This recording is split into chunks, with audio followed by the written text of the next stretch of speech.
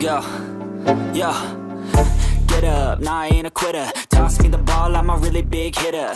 Big picture, I'm a straight killer. Rising the song to the highest bidder. Got juice, got gas, I'ma move fast. New shoes, new tracks, like who's that? I'm new, come back, better than last. Yeah, it's a new me, never gonna look back. Never gonna look back. Cause damn, I was built to last. You move slow and I move fast. And that's facts.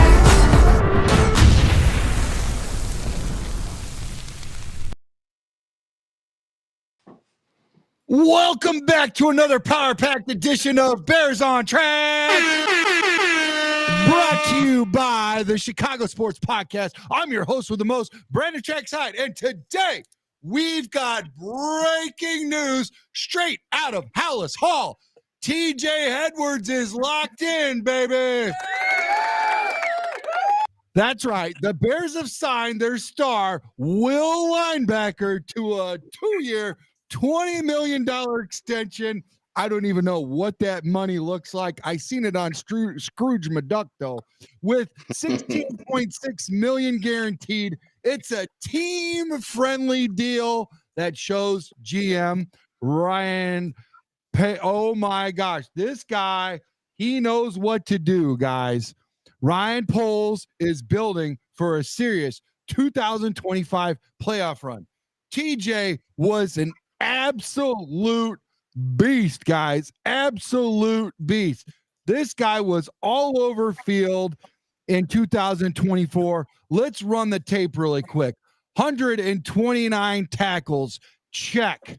12 tackles for a loss, living in the backfield, check. 4 sacks, coming in hot on the blitz, check. 3 passes defended, and he's no slouch in coverage, baby. He is all over the place. Joining me today, as always, my brothers in arms, Bears football, Darrious Lockhart, the linebacker whisperer himself, Sanchez, our analytics guru with the next level insights. And buckle up, guys. We have a Bears Nation. We've got a legend in the building. One of the best of all times. Doug Plank is in the house. Doug Plank. And we also got Bishop. Mr. Bishop is in the building. How you guys doing, folks? All is well, baby. It's all good talking Bears football. Oh, man, it's great having you guys. It's great having all of you guys in the building. It's always great having a Bears legend, Doug Plank, in the building. Doug, how is it over there in Arizona, buddy? Doug? There's probably more people living out here than in.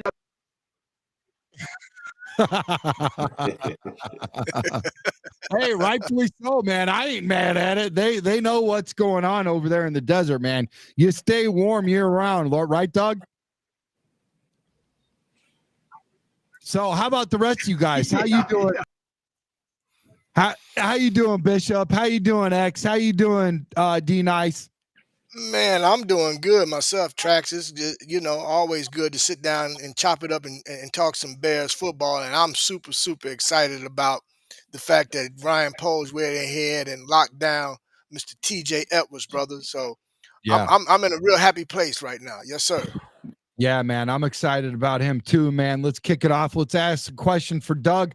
Doug, as a former enforcer of the Bears defense, what's your take on this extension, brother? How important is it to keep a guy like TJ Edmunds in the middle of this unit in the building and to reward a guy that is covering? You heard the stats earlier. I mean, he's all planet. He's everywhere. What's that like for a former player when you hear something like that, bro?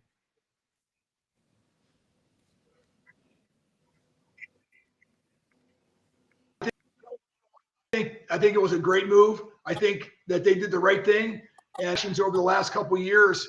And this was certainly put it in the positive category because this is going to really help the Chicago Bears. Yeah, I agree too, man. What about you, X? X, break this contract down for us for a numbers perspective. Why is this such a savvy move for Ryan Poles? Where does it rank league wide for us off ball linebackers in terms of value? Because we all know you're the number savant. Yeah, I was digging a little bit. So I love the Chicago Bears football. I love stats, and of any sport, I'm still a little bit new, so I don't have as deep of a dive, but I'm very pro this move. I know there's concerns. He's going to be 30 at the start of the season, but what he's done so far the last 2 years, there's plenty of there to get excited for. 2023, he led the team in tackles. Although he didn't lead the team this past year, he had career highs in sacks and then tackles for losses. I think those are huge things. And looking around the league at other linebacker signings, Yeah, this is I think you guys the Bears got a steal in that. Yeah. It's low risk, high reward kind of a situation. yeah, Another big area for myself and for the people that follow me on social media, I've taken a liking and love the local guys who get to play in that next level. So it's a guy who there's a little bit more there, that love for the game and love for the city, the team. So I think that adds to what he's gonna want to deliver every Sunday, with knowing that he's got family in the crowd each week. Well, that's a good point. I like that. And there was a picture of him as a kid, and they did a great job. Chicago Bears put it up on Instagram, and it said, this little boy did just create the Chicago Bears answered his dream in giving him a re-signed contract, and it showed him with a big oversized helmet, oversized shoulder pads, long jersey, and little frame, and it was pretty cute. But I'm excited for him, man. This is good. Like Doug said, this means a lot. It shows that they're rewarding the guys that go hard. D Nice, man. I know you got a love for linebackers. You got that linebacker's eye. How do you feel about the chemistry between TJ, Tremaine, Edmunds, and Amen? Could this be the best linebacker trio that we've seen in Chicago since the days of Urlacher, Briggs, and Hillemeyer? Yes, indeed, it can be. But what has to happen in order for them to get in that in line with that same group. You have to stack these wins up. Okay. Shout out to upper management for allowing Edwards to come back and extend him. Yeah. He's a tackling machine. Yep. He's a very instinctive ball player. Yep. He did play in the Super Bowl before he got to us, so he has that to bring to a team, and he has the leadership. So it's a great sign. And as far as them being in that group with Urlacher, Briggs, and Hillemeyer, the only thing that's separating them is wins. Because that's how Brian and Briggs, that's how they earn their keep. They were able to stack wins and be dominant. Win outside of whatever the offense is doing. They were able to win games defensively. No, So I agree. If they can have that impact, then yeah, you can line them up with Briggs, Urlacher, and Hillemeyer. And I will say this. I will say one thing that they benefit from that we are starting to build. It's trenches on both sides of the ball. And I've heard you and I've heard, Bishop talk about this, over and over again, almost every show. Trenches, trenches, trenches. Me included, obviously, being a fellow trenchman. But here's the deal. You really can't see what the linebackers got. You can't see what the defensive backs got unless you got those defensive linemen. And this front seven, Montez Sweat, Grady Jarrett, TJ Edwards. You throw in Jaylon Johnson, Kyler Gordon in that secondary. This Bears defense is not just solid, guys. It can be scary good. Let's run the linebacker depth chart for our fans, guys. Will, TJ Edwards, check. Mike, Tremaine Edmunds, check. Sam, Amen, check. And I'm not even going to try to pronounce that 3-4 letter or syllable freaking last name, because I don't want this guy coming to sack me in the building right now. But you got backups with Noah Sewell, Swayze Bowman, Carl Jones, hungry, young, and fast. That's what I say. So X, what does the advanced data say about this front seven's ability to pressure QBs and stop the run? How do we stack up against the top defenses in the NFC? Do you think we will be able to get to those QBs? Come from last year, there's still a learning curve to be done. I think right now we're kind of in the middle of the pack with these guys kind of working alongside each other. There's an opportunity to climb in the top 10 of the NFL. And back to a little bit about Edwards. Although he's taken a back seat in some of the stat categories, he still remained in the top 25 in tackles and in what was the other one? Solo tackles. He was in the top 20 for that. So that's huge when we have 3 just on the Bears, and then each other team has 3 themselves. So to remain, even though people look, he didn't have the same numbers as in 2023, but there's so many categories that still show that he still did his thing on the field, and there's things to be excited about, I think, for next season. Absolutely. Now, let me ask Bishop this question, and then we'll move over to D Nice, and then finally the legend in the building, Doug. Are we finally getting back to that Monsters of the Midway swagger with Dennis Allen calling an aggressive attacking scheme, folks? What do you think, Bishop? I absolutely think so. One thing I will say with this entire core on the defensive side of the ball, you got a lot of high motor guys, and that's what you need to have a very attacking defense. High motor guys, getting as many hats on the ball as possible.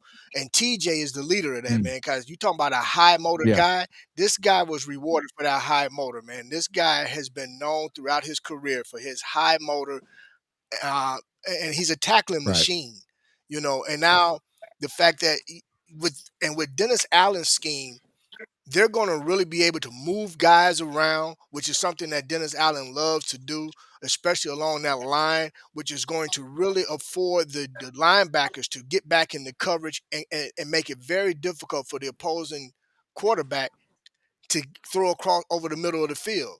So I'm looking for high motor, and I'm looking for a lot of takeaways, whether it be sacks, whether it be strip fumbles, whether it be interceptions from our secondary, as well as our linebackers, man, because that's something else that these guys don't get a lot of credit for. That's with Edmunds as well as TJ.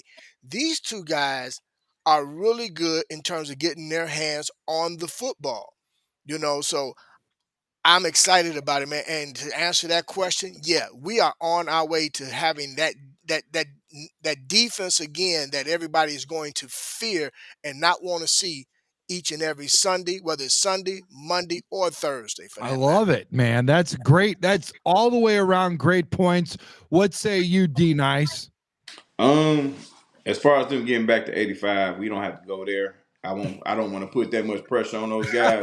No, not at all. We're not going to do that. No, we're not going to do that. If we can get closer to 05, 06, or just be a formidable enough unit to form your own identity. You know what I mean? Like, we have to wait and see what all Dennis Allen has for the guys on defense. But as far as the names, the groups, and the substance that's been there, this team, this defensive unit is full of substance. It's nothing else. You just have to be injury free and have everybody in attendance all at once. We got it. We have to try to limit guys being on the sideline.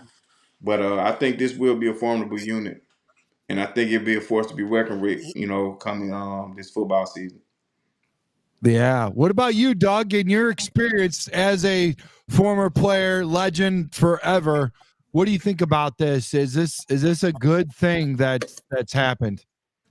Let me just say this. Yeah, I think it's a good thing. I think we got the right coaching staff right now. We did not have the right coaching staff. I didn't want to say it when they were in town. I was tired of playing and having people come in from out of town and say, the Bears suck. the safeties don't play hard, the defense, all that baloney.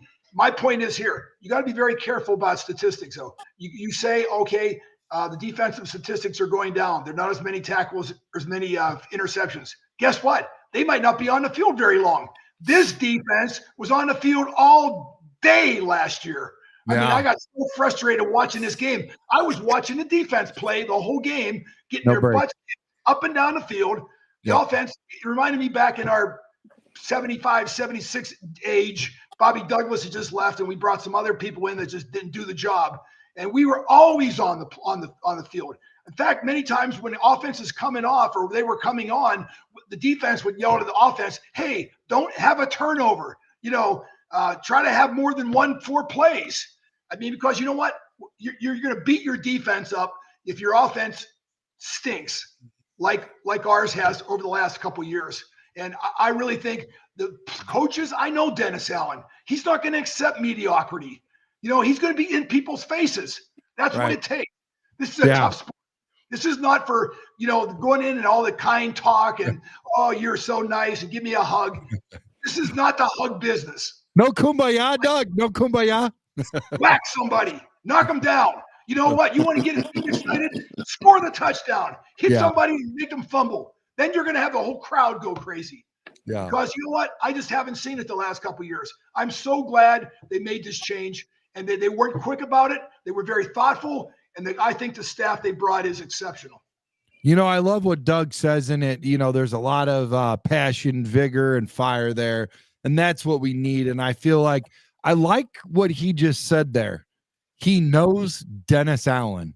Like, he doesn't know just by watching YouTube films and highlights. Like, we know Dennis Allen, or reading this person or that person or this and that. And not to take away from any of all that, because that's great. And that's what we do when we consume.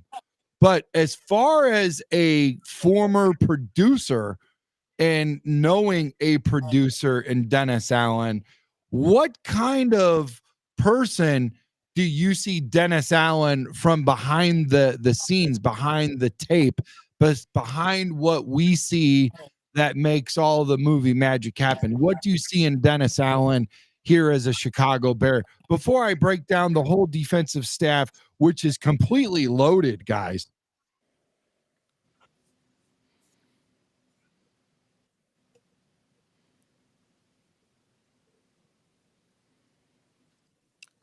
Well, I'll jump in since we're waiting. I'm gonna be honest, man. From what I've seen following Dennis Allen over his career, especially what he put together in New Orleans.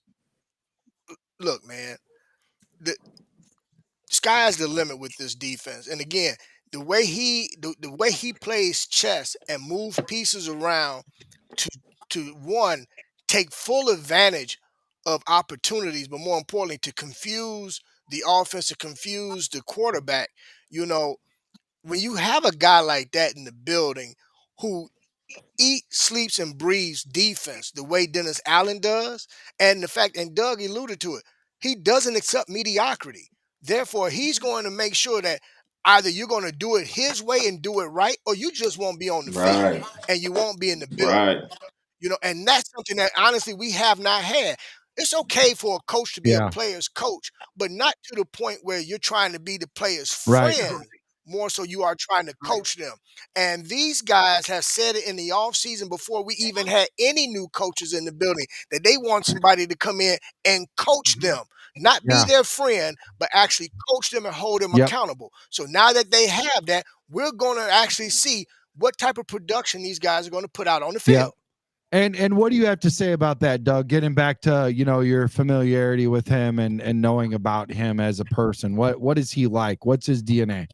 Well, just what I heard here right now, that is reality. That's going to be reality here at the Chicago Bears. Watching him in motion, in action, when he's down there on the sideline. I was an announcer for 10, 12 years doing the NFL radio announcer, national radio.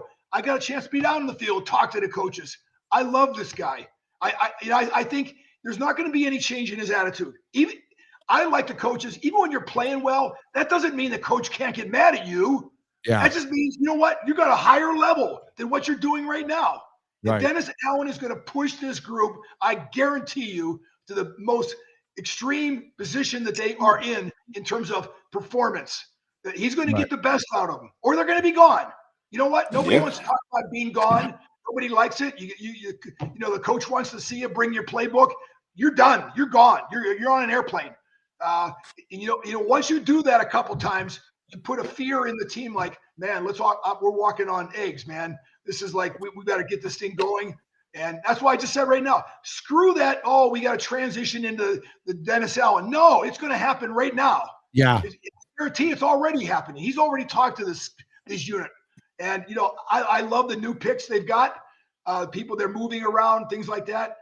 I just think they're putting a whole different emphasis on the Chicago Bears and what was said here tonight. Man, this franchise is about defense. Let's start there. Then we can worry about the offense. I mean, I know that's said like a defensive player, but you know what? Offense will take care of itself. Yeah. If you're kicking butt like an 85, I mean, I know Jim McMahon was here and all that kind of stuff. Listen, he was coming on the field on their side of the 50 all the time, you know, and they go hand in hand. And I just know that he's got the capacity to. He's not just a yellow and scream guy 24/7. No, he can talk to you like a gentleman, an educated gentleman, a professor. He can go on to any type of defense you're talking about, all the responsibilities, all the matchups. I like the other things because he can mask a lot of his coverages. No, this is going to be good. We're going to be talking about this, you know, all year long about, you know, now it's all just supposition. We're all guessing, frankly, to some degree. But you know what? When you've seen these people in past action, you know what you're going to get. And some of those Bears aren't going to like it. You know what, though? They deserve to be off this team. You know what? Let's not forget about the minds behind the machine. And some of the minds, you know, as fans, we kind of like read things and they look cute. But at the end of the day, they got to take the field, Melon Smasher. And you got to know something. We cannot forget about the minds behind the machine, the guys that are going to coach, the guys going to keep people accountable. And I understand that listen, liars figure and figures lie. And right now, Melon, you're lying because this defensive staff is loaded like a loaded baked potato that I like with my steak. You got Dennis Allen as a DC. You got Al Harris as a defensive back coach, if you know who that is, Melon. You got Jeremy Garrett, defensive line, Richard Smith, linebacker, safeties, Matt Giordano, Nichols back, Cannon Matthews. Ask freaking the Athletic article if they know who any of those men are.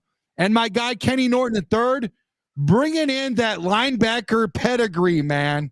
So, like Doug alluded before, it's important to have this coaching staff maximize linebacker play in modern NFL that's more pass heavy than ever. But make no mistake about it, we have went back to what matters. And if you look at the 6 teams that made it to the playoffs, they were run heavy. 43% or more times they ran the football. What does that say to you? That plays right into the defensive scheme that Dennis Allen plays. If you look at his 4-3 defense, he keeps those linebackers on the field. He keeps them on the field, and these guys are fast.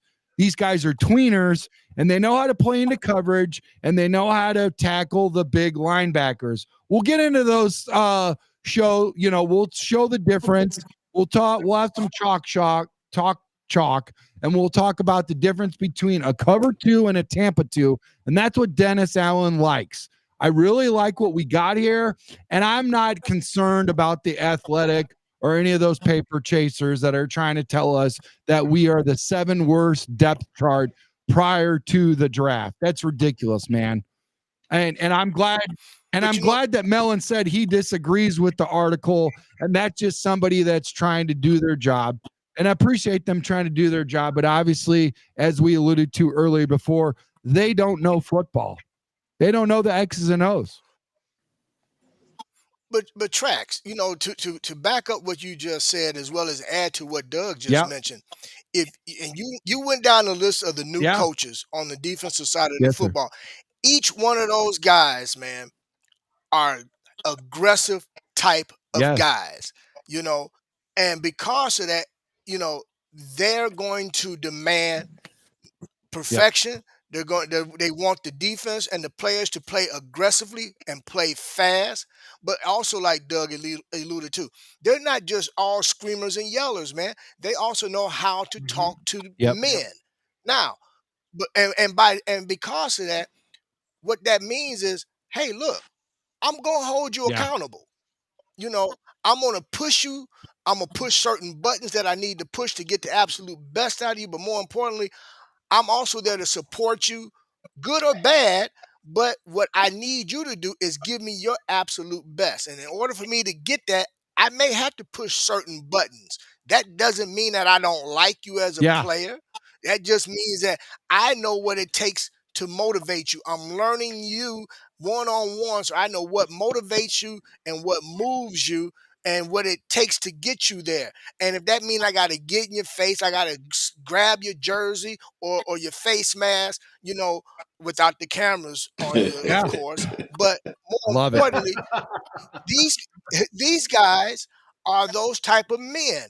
You know, that's why when they announced that they had hired Al Harris, man, I almost ran around the block because I respect Al Harris, man, but I loved him as a player, but I really, really grew to really like and love this man, watching him on the sideline with the Cowboys as a coach, man. And he got everything he was supposed to get out of those defensive backs, and he's going to do the same thing here in Chicago, you know. And I was a big John Hoke fan, but I felt for where we're trying to go now, that was the proper hire. I agree. And, you know, here's the thing. Here's where the national media and everybody had it twisted.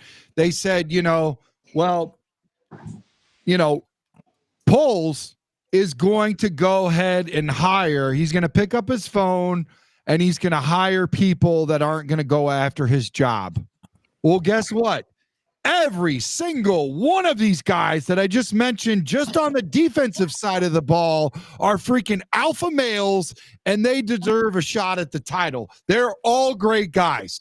And then you go on the offensive side of the ball. I'm talking about full-on bananas, man. If you think that freaking Bishop was going to run around the block, you better call the paddles. You better call the freaking meat wagon. You better jumpstart my heart, because I would have ran to freaking Canada after I heard about these guys making it into the building. Jiminy Crickets, man. This, to me, this is the freaking dream team of coaching. You want to talk about bringing these guys in. You want to talk about iron sharpen iron.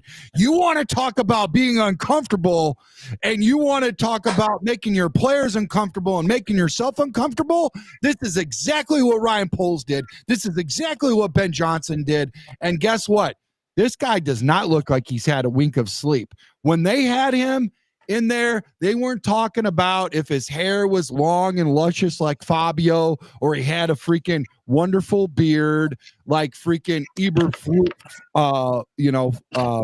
Fowl had, you know, and how he looked all great and all this and that. He had bags under his eyes, man. Like, he's been actually hitting it, man.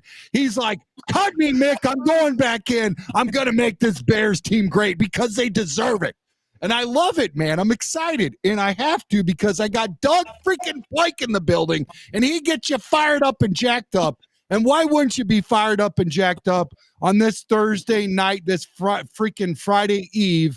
I mean, I'm telling you what, man, this is great. We finally have a product where guys like Doug Plank has been there for freaking almost 5 decades watching the Chicago Bears, and he can finally sit back and say, get your popcorn, boys. We're going to watch some real freaking football. Doug, I'm telling you what, this is a call to action.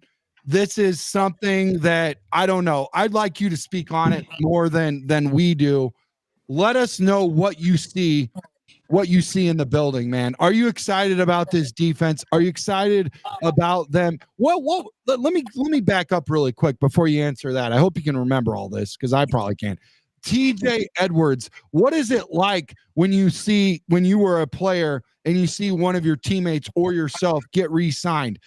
Does that help you play with this loose abandon where you can just go out and be Doug the human missile and just go do your job and not worry about, money and finances and home and dragging up and getting all your stuff out of the locker and, putting a for sale sign up and finding a new home and all that kind of stuff, Doug?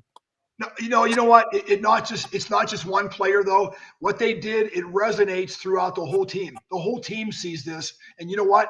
They didn't necessarily have it happen to them right now, but they know it could happen in the future if they maybe take up their game a little bit. They get a few more stats. Yeah. The thing is, like I said, coaches that always went for just one program, one mindset. Here's what I like about these coaches. Because they're not just yell and scream at players like some of the other coaches that we've had in the facility. You know what? They read the situation, just like you guys are talking about. What is the circumstances right now? Is our team playing at the best level that it can, or do we need to push them? Get them out here earlier. Do a little bit more intricacies in terms of the defense. But you know what? Here's my point. If you are just getting matchups and you're beating the other guy over top of you play after play after play, it doesn't matter what you call, because that guy is going to own that guy before long, whether it's blocking or getting off blocks. And that's how you measure linemen. And what you guys talked about the linemen before, I'm telling you, it's true. You rate your offense by how good the offensive line is. I mean, just about the quarterbacks we've had that got sacked, like the guy from Ohio State. His first game, he got sacked 8 times. He was one of the most athletic quarterbacks, Justin Fields, that I've ever seen. Maybe he wasn't the best quarterback, but he could run away from defenders. Yeah. How in the heck are you sacking him 8 times the first time he started? That's pathetic. Preach, that brother. offensive line needed to go. I mean, I was never as good as a defensive back without that defensive pass rush. Yes. They were choking out the quarterback, running over running backs, abusing guards. We were always looking for Susie. Susie was the worst man on that line of scrimmage. And we would focus our best guy, our best pass rusher, on him and beat Susie all day long. And it's all about individual matchups. And you know what? Like I said, like these guys were saying, you got to own the line of scrimmage on both sides. And then you own the game. You can run the ball forever. You control the clock. You could be ahead by 21 points and just run the ball the rest of the game and win 21-0. What's wrong with that? I'll tell you what I like about what I just heard is Doug actually agreeing with us, and my head is going to swell up so big I'm not going to be able to fit at the door when I'm done, because this is awesome. I love hearing the fact that we actually are making a little bit of sense. I want to know from you guys in the panel. I know you guys got questions for Doug. Let's start off with D Nice, then my man Bishop, and then X. Just let him have it, man. He's here for us. Let's get all the goodness out of Mr. Plank. As far as questions, how you feeling, man? How's the body feeling? I was just talking to Brandon. You know what? It feels good, but it doesn't sound good. I've had 5 joint replacements, like I told you guys before. 2 shoulders, 2 knees. I just had a hip replaced a couple months ago. I need to do the other one here in the next month. You know what, though? And I got 1% of my remaining brain cells in the hippocampus, which is the very interior of your brain. I know this sounds like a lot of medical doctor talk. My wife, she has 3 brothers that are doctors. That's all I hear about when I go to family reunions. One's a practitioner, one's a neurosurgeon. I mean, I get all this. When I played, every time I went back to Ohio, they were taking tests of me, brain tests, MRIs. All this. Bottom line is, if you're going to be out there and you're going to try to dominate your opponent, you got to be on top of it from day one. And what does that mean? You're in their face. You're just beating them up play after play after play on defense. And that's what we did. Gary Fencing and I at the safeties, we had an unbelievable pass rush in the front of us. The Wilbur Marshalls, Mike Singletary's of the world. Oh, my gosh. Those guys were just feed me, man. They couldn't wait for the next play. Everybody would run back to the huddle like bumblebees, like it was a hive. Like, let's go, man. Let's go to the next play. When you hear that kind of stuff in the huddle, you're going, oh my God, I feel like I'm ready to cry. The energy and the enthusiasm was so high. And I think that all comes from the core of the players, their character, but also the coaching staff. and Buddy Ryan had a lot to do with that. He would actually ask and back up players like you were almost you felt like you were in a corner, like, oh my gosh, buddy, I'll show you what I got. Don't worry, don't count me in. I'm all in on this. You want to send me on a safety blitz? If somebody jumps in my way like a fullback, I'm taking the fullback out. I'm going to pick him up. He doesn't know it yet. And I'm going to take him back to the quarterback and throw him right together. I already dreamed these things in my mind. I dreamt about it the night before the game. It was unbelievable. Sometimes I'm playing games when I was dreaming this all last night. Yeah. All this is going to happen. And if you don't, you go to bed at night, you don't think about anything like just going out there and running around the field for 60 minutes. It's going to be the show is going to be what we saw the last couple of years. And that's why I said everything starts at the top. That coach, he's not only a coach, he's a leader, he's a motivator, and he keeps track of you, not in terms of what your stats are, but you're accountable in terms of your effort and your duty to the other players. Right on, Mr. Plank. Hey, listen, I got one more question, Yes, Doug. One more. I'm sorry, Bishop. How do you feel about? I'm old, D-Nice. I can't remember my stuff I'm that sorry. good. Go ahead, Bishop. I'll let you go. No, go ahead, man. I'm messing with you. Go ahead. I'm young enough, man. Go ahead. How do you feel about a lot of the players saying, a lot of the defensive players saying that Hail Mary situation took all the air out of them for the remainder of the season? And I'm asking you that because I know your mentality. I just need to hear it. I tell you, I was so close to grabbing my television and throwing it through the window. I mean, don't do that because I can't afford to buy you another one. Okay. I honestly, I was so angry and I was so disappointed in all the reaction afterwards, not just in the game, but after the game. Somebody had to leave after that. That was so incompetent. And, you disrespected all the people that live in Chicago, all the fans around the world, all the other players on this team. I had situations like that even when I was playing. I felt like there were players on the field, both on offense and defense, that probably shouldn't have been there. Because I talked to them before the game or afterwards. I knew their attitude. They didn't care. They were just out there collecting a check. And you know what? You don't need check collectors. You need guys that say, man, I don't care what it's going to take. I'm going to put my brain cells, my joints, everything is I'm all in. Here's all. Put all the money I got. We're going on this game. And whatever it takes, that's what it's going to be. And it was fun looking, where our huddle was configured. The guy right across from me was Mike Singletary. I loved looking at Mike Singletary. I mean, his face was like, man, let's go. Let's go. Let's go. I mean, when you get that kind of attitude, tears are rolling down people's faces. You're back to the huddle. You don't even know why you're crying. You're just crying joys of ecstasy. You're just so happy that everybody is running around trying to hit the other offensive players or get the fumble or interception.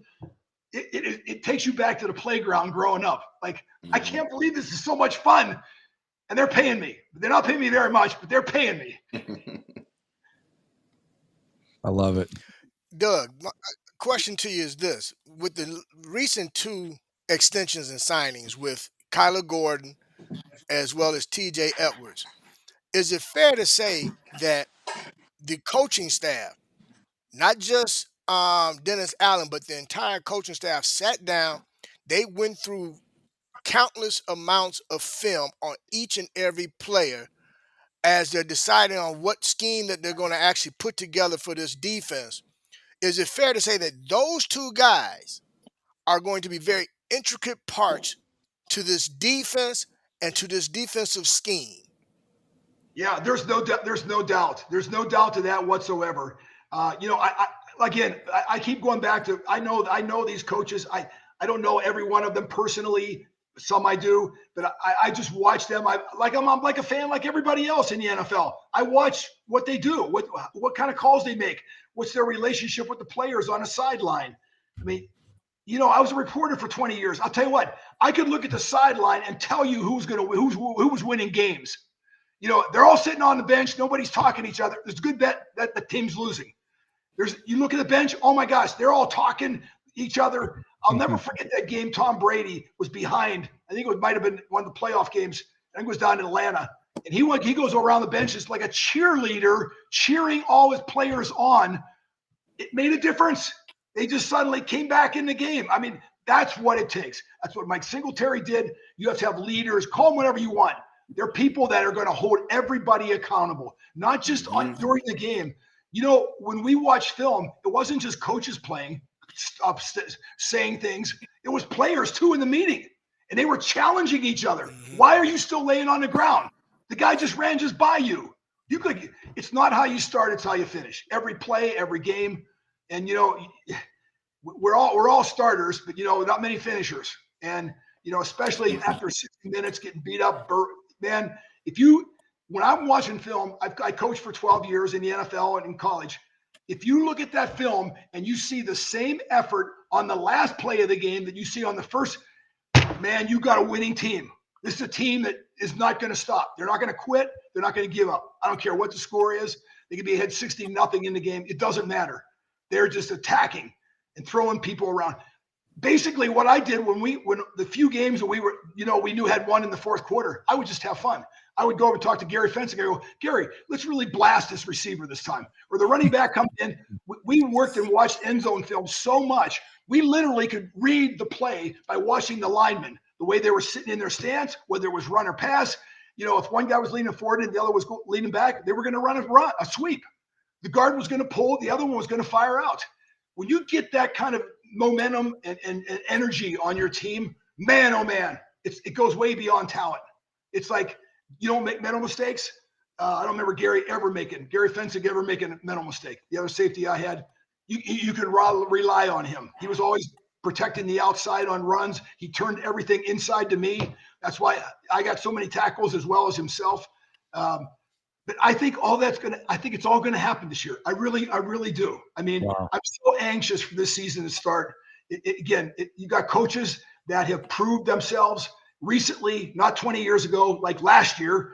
And, you know, I'm really happy for the fans of Chicago. They deserve a better team. You know, it's kind of funny too, because they kind of got whatever the norm is, you know, what they wanted, the players coach, where kumbaya, we're all friends, we're all, you know, freaking Thunder buddies and all this and that. Guess what? These players crave discipline. Yes. And guess what? Being uncomfortable is what they need. And here's the deal. They got all that. They got all the little, oh, it's okay, the pat on the backs, and oh, we'll get there, you know. Yeah, thanks for showing up, kid. You know, it's, you know, guess what? That didn't get them what they wanted. They're at the end of the day, they've been playing this as kids. They're competitors. They want to win. They want to be disciplined. And guess what? You're right. They want to get uncomfortable, because if you hold them accountable for a short minute, maybe for a day, maybe for a week, maybe for a month, you are not going to be their friend. You're not going to be the most popular guy in the damn building. But guess what happens when you start winning? Winning cures everything. All of those scars and all those hard feelings and all those crocodile tears because Doug said something that hurt me. But guess what? You tackle that guy and you put him on their backside and you won the. Oh, I almost slipped there. You won the damn game.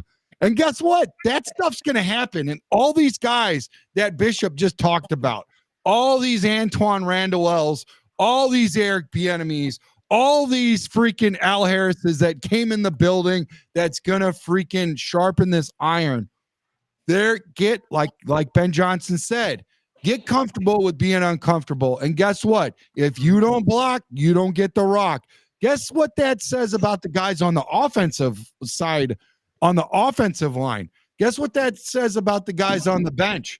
Everybody better keep their head on the swivel, folks, because if Ben ain't sleeping, you ain't sleeping either. You ain't sleeping either. And I love what Doug said. I think this is what America needs to hear. And Doug, how much of this translates into the real world when you go through those surgeries, when you go through those hard times, when you go through finances, when you go through all this stuff? How many life lessons have you learned in football, brother? Sorry, X, we'll get to you, but this guy, he gets me fired up. I'm sorry, X. You know what? Honestly, ever since I quit football, I immediately went into Burger King. I did fast food. I'm a real estate person. I buy real estate. Everything has a team concept. Everybody has a specialty. You know, whether it's a loan officer or even like working the Burger King. You know what I did every month? Every month I would have a meeting, just like we do like every week in football. Yeah. I would reward the employees that I got the most satisfaction or compliments from by our customers. I adopted the same rules that we weren't tackling customers, that we were, walking into the store, taking food to their trays. I mean, who does that in a fast food restaurant? We did all the things. We just went one step further. And we did everything we possibly could to make that person feel like they were in a much higher restaurant. And for my employees, you know what? Yeah, you can be nice to your employees and things like that, but you have to give them something. And what I did was, any employee that worked for me, if they worked in that restaurant, I don't know, 5 hours a week, I gave them free food every day they came in. Not just them, their entire family, their mother, their father, brothers and sisters. Guess what? I was one of the favorite guys in Ohio, Columbus, Ohio, because guys would get a job there and their fathers were working in the neighborhood. They came in every day for a free lunch. And you know what? You treat them like they're special. And you know what? You'll get amazing things back. If you are in front of a team and all you got, and I have coaches before, I would count the number of F-bombs that they said in a speech. It would be like the 20 to 30 range. Now, I'm sorry. We are not all MFers. You can't make it a noun, a verb, an adverb, a syllable. You know what I'm saying? The word isn't meant to be that long or apply to that many operations. You have to basically hold everybody accountable, but you have to compliment them. You can't just yell and scream all the time. Right. These coaches are going to be strict. But I guarantee you, on the flip side, they also know how to compliment a player and make him feel better. Just like I do with employees, the same thing. You pat them on the back, you give them a hug or whatever. I'm not acting like I'm some kind of woke owner or whatever player, owner of business. But you know what? It works. You let them know, hey, you care about them. You show them things that you do that's not ordinary and not like everybody else. Right. Yeah, I agree with that. And I think that's basically what, Bishop was talking about earlier, man, accountability and all that kind of stuff. And, and all of that. And I love to hear it from you, Doug, for a man that's played a position for that long. And I also love to hear it from a business owner who also, Bishop is a business owner also. So I see a lot of similarities, not just on the football side of the field, but translating over to leadership and business, Absolutely. Sure does. They go hand in hand. I'm serious. It's the same. I knew, like, you would get, the player of the game or something like that. You would get a dinner in Chicago. Was the Pump Room, was this fine dining restaurant up at the top of a building. You get that in front of your whole teammates. You walked up in front of them, got certificate or whatever it was, hit of the game, whatever you want to call it. Yeah. Was I chasing around trying to get the hit of the game? Yeah, you're right. I was. Was that childish? Yes, it was. But I'm a child. When you're playing that game, it's a children's game, but to adult standards. Everybody's just bigger. I started playing football when I was 9 years old. And frankly, I didn't really change that much from 9 all the way up to the Chicago Bears. I was thinking the same thing. I'm going to hit this guy hard. I'm going to run over this guy. I'm going to block him. I'm going to tackle him. I'm going to do all kind of things. And I did that year after year after year. I don't care how big I am. Everybody has vulnerable spots. We can all think of it right now. You wouldn't want anybody hitting you there. No. And, especially if you don't have some protective hardware covering all the areas. I'll tell you what, Doug. You can stun people. I'm telling you, I had people go walk off. They were all bow-legged and everything. They could barely walk. They weren't around for the next play. Yeah. Hey, and you know what? On the defensive side of the ball, you guys weren't the only ones that were playing. Like my old captain said in the Navy, he said, listen, guys, if you're not cheating, you ain't trying. And you told me about that big running back that used to play with metal plates in his pads. Who was that? Earl Campbell. Oh, yeah. Metal plates, dude. Metal plates. Oh, my God. You know what? It goes to show you how much the rules have gone. I mean, he was the only guy I knew that had metal pads. Megatron, the real one. It sounded like an aluminum bat hitting a baseball. Doing, and your helmet. Brrr, you know what? You didn't want to hit Earl Campbell. I mean, he was out trying to run you over. Unfortunately, he suffered the cost of that. He is not in good shape today. Man. Bloodshot eyes, a whole bunch of other issues, circulatory issues. Damn it.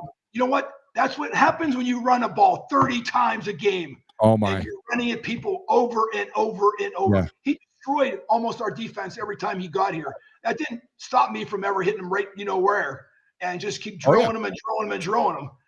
And maybe I contributed to some of his illnesses now. Yeah. You know what? I knocked him down.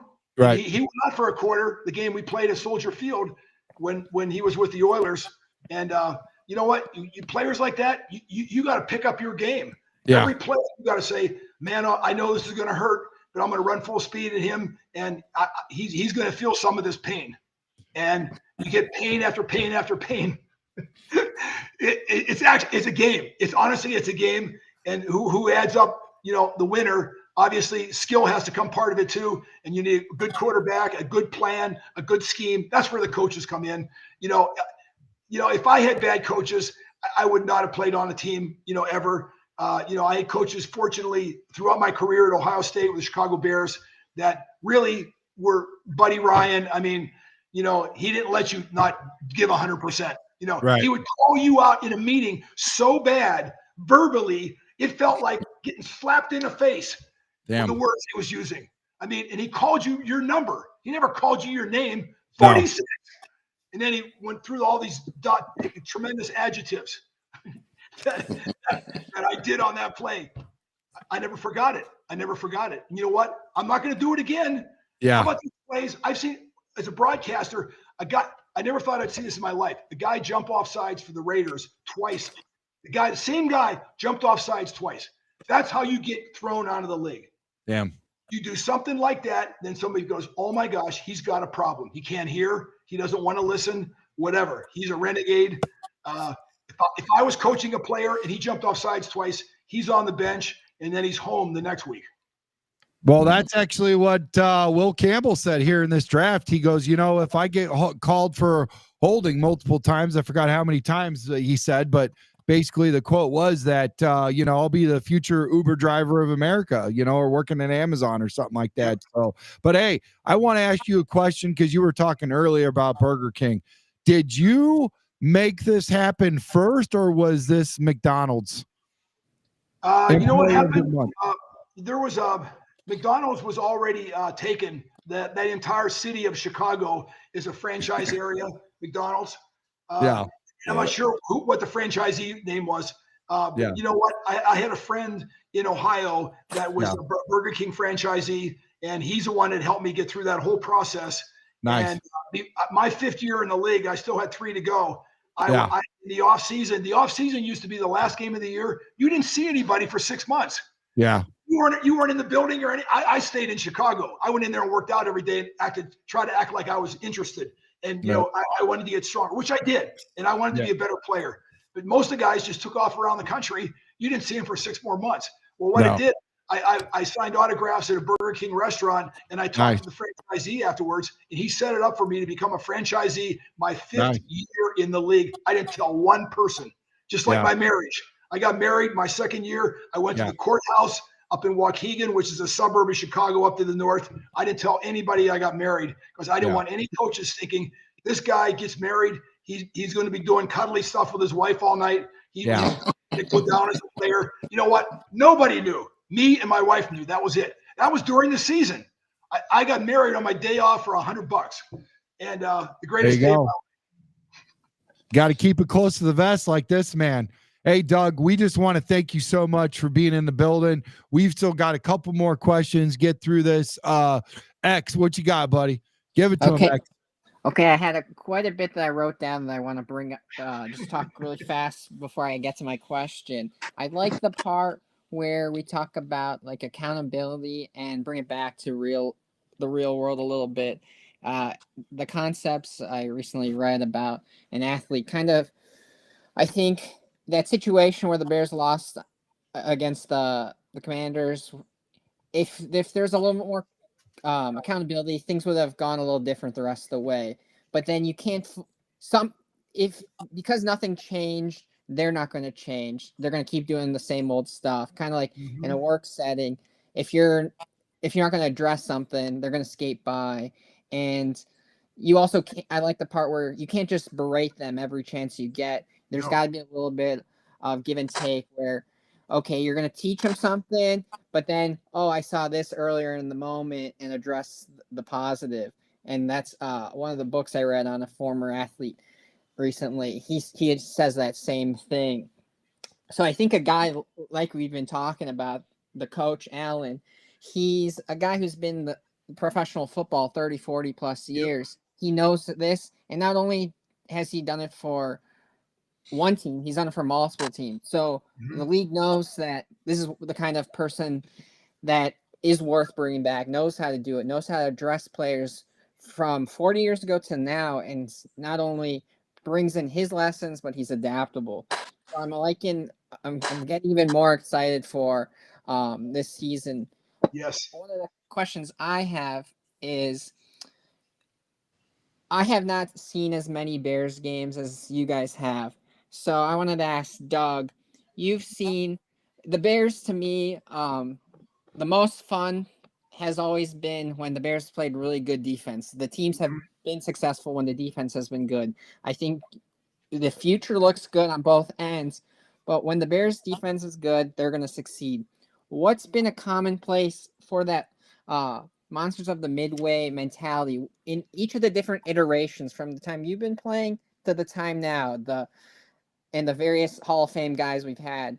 What's been a commonality of all of those, and why did it work? Why does it work? Why will it You know work? what? Here's my point. Even if you're like the most aggressive guy in the world, you might be the most aggressive guy in the National Football League. If you do not have a coach, and again, I coached in the NFL, if you don't have a coach trying to endorse you for what you're doing, then there was coaches yelling at me constantly when I was playing about hitting people hard and always being up there. Listen, I don't think I ever got beat on a play action pass once I got past my rookie year because I learned how to watch the offensive guards. They told me run and pass every time. The moment they crossed the line of scrimmage, you could not pass. You can't throw the ball. That means I am full speed coming up that line of scrimmage. I'm going to hit somebody. I don't know who it is yet. Might have the ball, might not have the ball. But you know what? I know it's a run. On the other hand, if they go back and try to hand it off and the linemen don't come downfield, they're trying to trick me. They're trying to make me think it's a run when in reality it's a pass. So that end zone camera, I watched that over and over and over again. I know that doesn't answer your question. My point being is that, you know what?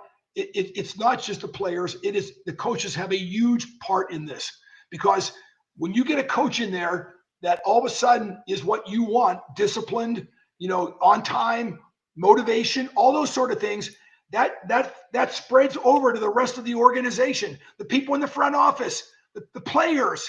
I mean, it's like it just spreads quickly. And we know it's the right thing to do because you know why? We're winning games and everybody's happy. You come in, the guy at the door grab, hey, how you doing? Good morning, all this kind of stuff. Man, you feel like you're, like at the hospital or something. Everybody's glad to see you. But my point is, it's not just one individual thing. And what I like about the coaches they have right now, they have been both on winning and losing teams, not not winless, but they've had their troubles and they know how to get out of it. Dennis Allen's a smart coach, and he's smart enough to know that he's going to have to hire the right guys to get this job done. And I'm not complaining about the Chicago Bears because they haven't played yet this year. But when you even get a player, look at a coach like that, and he starts motivating the team, the players, man, everything happens at once. Everybody getting a little bit better, like 1 or 2, 3% that means you don't have to go ahead and look at one guy like the quarterback. I want you to complete 50% of your passes. It's hard to do that when you got guys hanging all over top of you and you're getting chased in the pocket and you're getting hit in the back. You got running backs that don't block. I mean, it just goes on and on and on. It's contagious. And but good things are contagious also. And that's why I'm hoping that this staff gets a good fast start in preseason and they start putting together this team. And they're going to be evaluating. And I think they got some good players that are excited about being here. The last question I have for you tonight is, you found success on the field, but you've been able to have a post career, whether it's in the booth, coaching, but also financial, like the Burger King, the real estate, all these different things. What could you tell? What's a lesson that you can tell these young athletes and how to make it work now? I say this: you're accountable for everything you do, everything you say, every action you have, everything you do. Because think about this: they're making a movie. It's a home movie, really. When you go out there and play a game, because that game is going to be reviewed by so many teams around the National Football League. I had I had a roommate that went to the New England Patriots. Tim Fox played 12 years in the NFL, defensive back from Ohio State. He said, Doug, we used to laugh when we had your film come in, the Chicago Bears, because back in the day with the Mike Singletary's, Gary Fencing, Dan Hamptons, Wilbur Marshalls, he goes, we love to watch those plays because you guys just destroyed.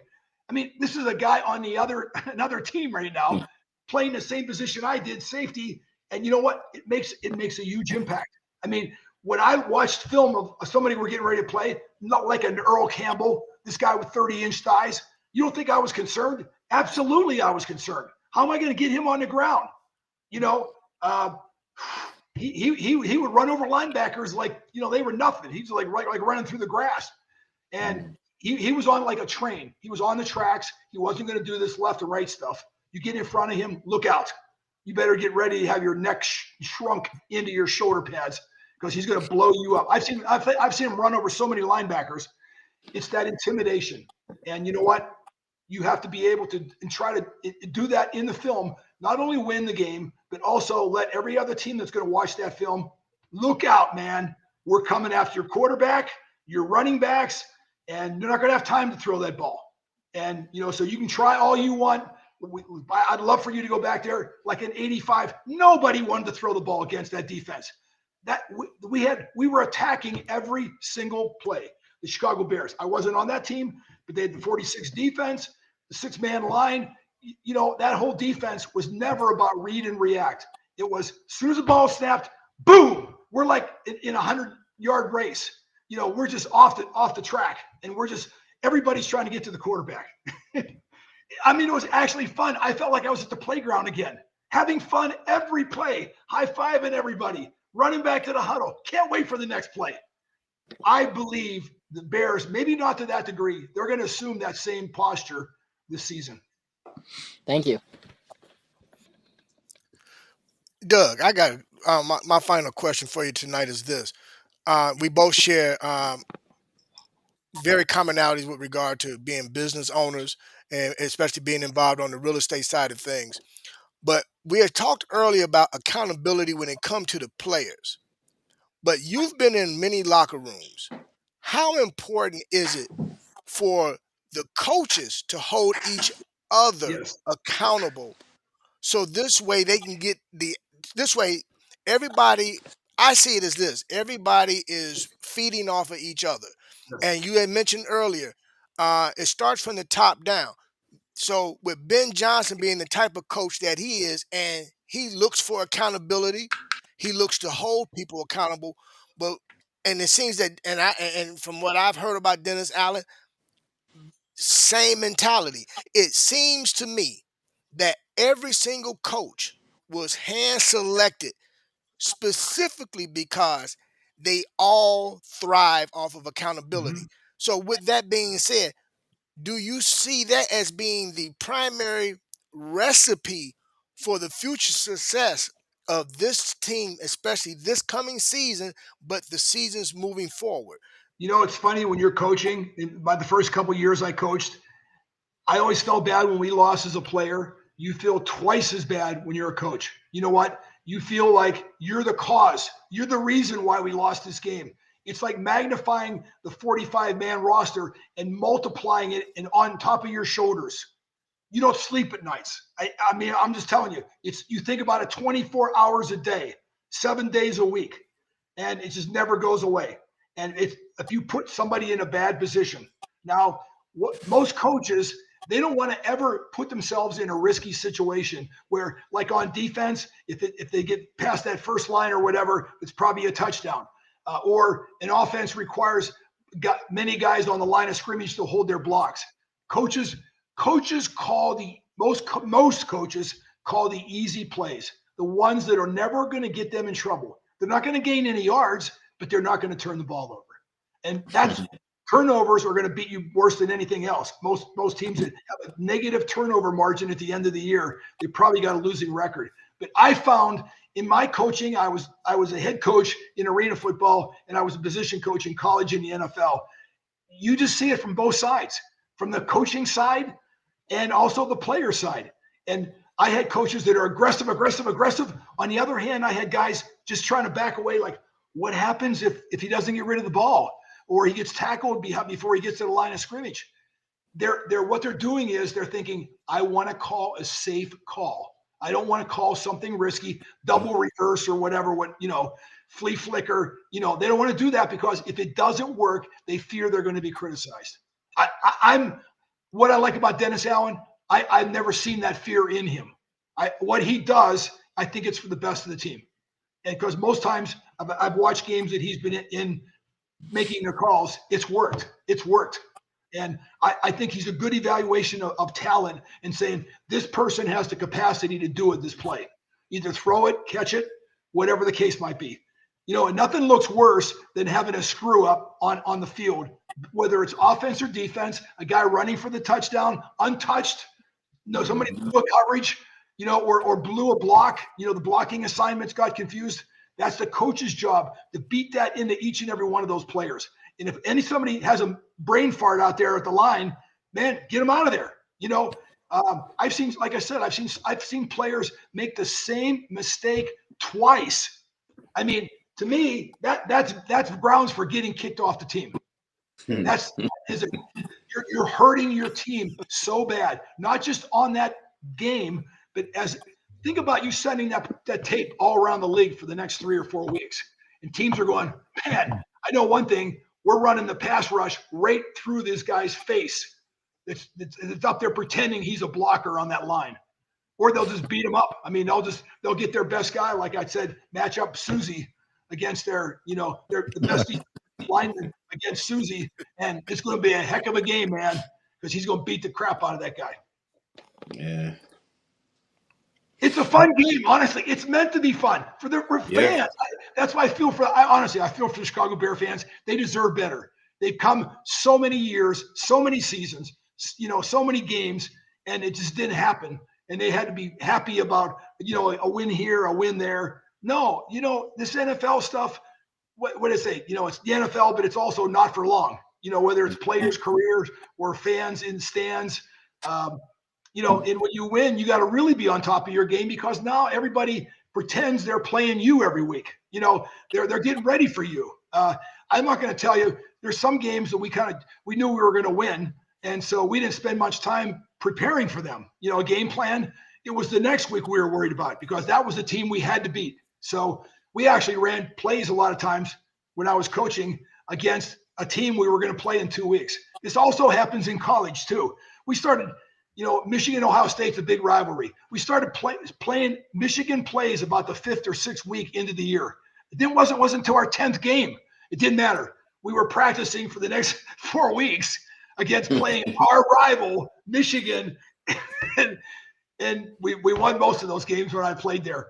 But I'm just saying that's some of the quirkiness of coaches. Whatever they got to do to be successful and win, I'm all for it. Guys, before we fly the flag of thank you to Doug Plank and all of you guys for showing up and showing out, get your popcorn, make sure it's extra buttery because we're going to watch a Doug Plank highlight video because this is a call to action and some passion. I need you guys to get fired up about being a Bears fan, okay? All right? So watch this and maybe this will help you get a little fired up because if you leave this building right now and your freaking blood pressure isn't a little bit higher, you might want to start looking at something else, okay? Ladies and gentlemen.